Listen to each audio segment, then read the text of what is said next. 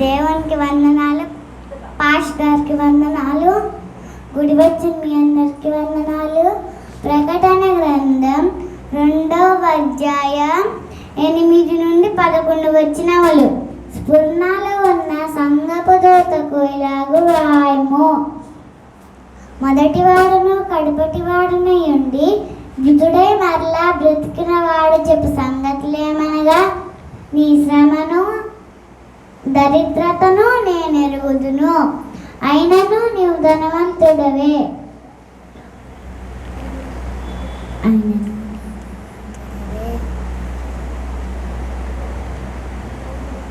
తాము యూదులమని చెప్పుకొనొచ్చు యూదులు కాక సాతాను సమాజపు వారి వలన నీకు కలుగు దూషణ నేను ఎరుగుదును. నీ పొందుబో శ్రమలకు భయపడకుము. ఇదిగో